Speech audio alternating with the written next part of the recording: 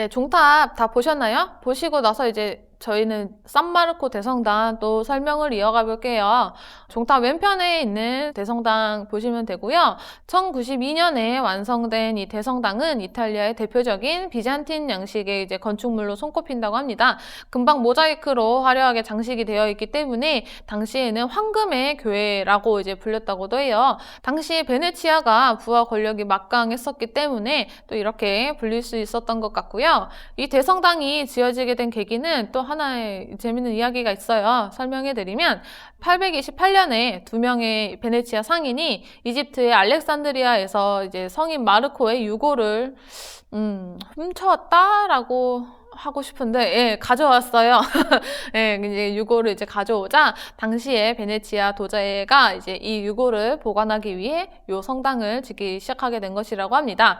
말하자면 뭐 성인 마르코의 납골당이었던 거겠죠. 원래 베네치아의 수호 성인은 성 테오도로였어요. 근데 원래 이 자리에도 당시에는 이제 성 테오도로에게 바치는 성당이 있었다고 하거든요. 근데 이제 성인 마르코의 유골이 이제 여기 베네치아로 오게 되면서 베네치아의 도제는 성 마르코를 이제 베네치아의 새로운 수호 성인으로 선언을 하고 동시에 성인 마르코에게 바치는 이 대성당의 건축을 결정했다고 합니다. 참고로 마르코 성인의 유해가 왜 알렉산드리아에 있었느냐? 이 마르코라는 분은 이제 베드로의 제자였는데요. 마르코 성인은 베드로의 명을 받고 이제 이집트의 알렉산드리아에 가서 선교 활동을 하게 돼요. 그래서 거기서 선교 활동을 하다가 이슬람 교도들에게 이제 죽임을 당하게 돼서 이제 순교하시게 되죠. 그래서 그 유해가 그곳에 안치되어 있었던 거라고 하네요. 당시 이제 산마르코 대성당의 처음 모습은 지금과 같은 비잔틴 양식의 건축물이 아니고 이제 로마네스크 양식이었어요. 근데 이제 967년에 폭동에 의한 화재로 이제 불타버려서 지금 모습은 이후에 이제 1063년에서 이제 94년에 걸쳐서 복원된 것이라고 합니다.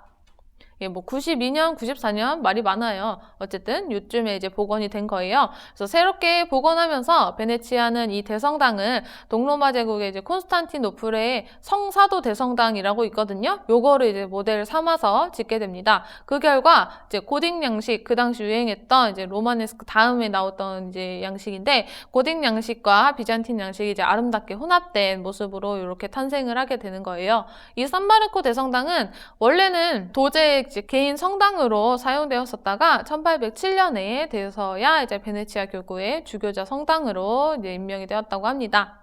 자, 두칼레 궁전 투어 혹시 하신 분들은 너무 비슷한 내용이다 하실 수도 있는데 안 들으신 분들도 계실 수 있어서 제가 좀 더 자세하게 설명을 해드릴게요. 일단 성당 정면 한번 보실게요. 외관부터 설명을 해드릴 텐데 정면 보시면 맨 꼭대기에 사람 모양의 조각상 있죠. 바로 이게 마르코 성인의 모습이에요. 그리고 그 밑으로 황금 날개를 단 천사들의 조각이 있는데 둘 다 모두 이제 15세기에 세워진 동상들입니다. 그리고 그 밑으로 보면은 날개를 단 황금 사자 있죠. 성인 마르코의 상징이 이제 요 날개 달린 사자예요. 그래서 베네치아 곳곳에 이런 사자상 있다고 제가 말씀드렸었는데 베니스 영화제 최고의 상도 이제 황금 사자상 이제 들어보셨을 거예요. 그래서 요것도 바로 거기서 유래된 거라고 합니다. 황금 사자상 밑에 보시면은 이제 스테인드 글래스가 있어요. 그리고 그 앞에 이제 4마리의 청동 마상이 있는데 요건 이제 라 콰드리가라고 부릅니다. 콰드리가는 고대 로마 시대에 유행했던 전차 경주 있죠? 그 배너 이런 데서 많이 보셨던 그런 이제 사두 이륜 전차를 뜻하는 단어예요. 근데 저 청동 마상이 굉장히 많은 우여곡절을 또 겪은 이제 동상이에요. 본래는 이제 고대 그리스 시대에 기원전 3세기경에 만들어진 거라고 하는데요. 로마 황제인 테오도시우스 2세가 그리스에서 콘스탄티노플로 가져와서 그때부터 이제 콘스탄티노플에 있었어요. 그러다가 1204년 제4차 십자군 논정 때 콘스탄티노플을 공격한 십자군에 의해서 이제 약탈을 당해서 베네치아로 옮겨지게 됩니다. 그래서 1254년부터 산마르코 대성당에 놓이면서 그때부터 산마르코의 마을이라고 이제 명칭이 붙여졌어요. 그러다가 이제 1797년에 나폴레옹이 여기 베네치아를 이제 점령했었다고 말씀드렸었잖아요. 그래서 나폴레옹에 의해 베네치아 공화국이 멸망을 하면서 이 4마리의 청동말을 나폴레옹이 프랑스로 가지고 갑니다. 예. 그래서 프랑스 어디에 있었냐? 1808년에 나폴레옹이 자신의 이제 승전을 기념하기 위해서 뭘 세웠어요. 뭘 세웠을까요? 바로 이제 개선문, 파리에 있는 에투알 개선문을 이제 세웠는데 그 위에 이 네 마리의 말이 올라가 있었다고 합니다. 그러다가 이제 나폴레옹이 패망을 하고 1815년에 청동말은 다시 베네치아로 돌아와서 1980년대 초까지 다시 대성당 위에 이제 자리하고 있게 되었다고 해요. 근데 이제 점차 이제 지구 대기 오염이 심각해지면서 요게 이제 청동말이기 때문에 이제 부식이 되기 시작했대요. 그래서 진품을 보호하고자 진품은 이제 대성당 2층에 있는 박물관으로 옮겨졌고요. 그래서 우리가 보고 있는 네 마리의 말은 사실은 모조품이에요. 예. 많이 왔다 갔다 했죠. 예. 말이라서 그런가? 네. 그리고 이제 다음에 이어서 설명을 드리면, 그리고 그 아래 이제 큰 아치 안에 한번 그림 보실게요. 요거는, 눈으로는 아마 이게 모자이크라는 거를 못 알아채실 것 같으니까 제가 친절하게 이렇게 확대 그림을 띄워드릴게요. 요거는 그림 아니고 모자이크예요. 요 모자이크가 비잔틴 양식의 이제 대표적인 특징이거든요. 그래서 제가 요거를 산마르코 대성당 설명드릴 때 비잔틴 양식도 이제 혼합이 되어 있다고 말씀드렸던 게 바로 요런 이유 때문이에요. 예. 멀리서 보면 그냥 그림 같죠. 근데 사실은 요렇게 하나하나 다 조각을 붙여서 만든 작품입니다.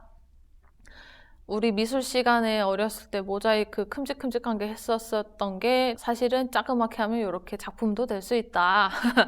예, 놀라운 작품이 될 수 있다라는 거. 예, 이런 모자이크는 이제 말씀드렸던 것처럼 비잔틴 양식의 대표적인 특징이고요. 성당 안으로 들어가시면은 이런 황금색의 작품들이 또 있는데 모두 모자이크 벽화예요. 안에 들어가시면 약 8,000제곱미터로 천장과 기둥 벽면에 황금색 모자이크 작품들이 있으니까 꼭 들어가서도 보시면 좋으실 것 같고요. 가장 큰 아치 속 작품의 내용부터 설명을 해드리면은 성경에서 나오는 최후의 심판에 대한 내용이에요. 큰 아치 양옆으로 두 개씩 총 4개의 작품이 더 있는데 이 4개의 작품에는 또 이제 이집트 알렉산드리아에서 여기 베네치아까지 2명의 상인이 성인 마르코의 유해를 가지고 오는 과정. 예. 아까 제가 설명드렸었죠? 그게 이제 이 작품에 담아 있어요. 4개의 작품 속 내용을 토대로 상인들이 어떻게 마르코 성인의 유해를 가지고 올 수 있었는지를 이제 알아볼 수 있는데요. 가장 오른쪽 작품 먼저 보실게요. 보시면 하얀색 터번을 두르고 있는 사람은 이집트 세관원들입니다. 그리고 왼쪽에 2명의 사람들이 이제 바구니 같은 걸 들고 있죠. 이집트 세관원들이 베네치아 상인들이 들고 가던 바구니를 보고 너 그거 뭐야? 열어봐! 라고 하는 장면인데 보시면 세관원들이 다 코를 막고 있어요. 왜냐면 그 바구니 안에 이 베네치아 상인들이 이집트 사람들이 금기시하는 돼지고기를 이제 넣어놨기 때문이에요. 어떻게 하면 들키지 않고 이제 성인 마르코의 유해를 가지고 빠져나올 수 있을까? 이 상인들이 고민을 하다가 생각해낸 게 바로 이런 방법이라고 합니다. 그래서 이런 내용을 이렇게 모자이크 작품으로 만들어둔 것이다 보시면 됩니다.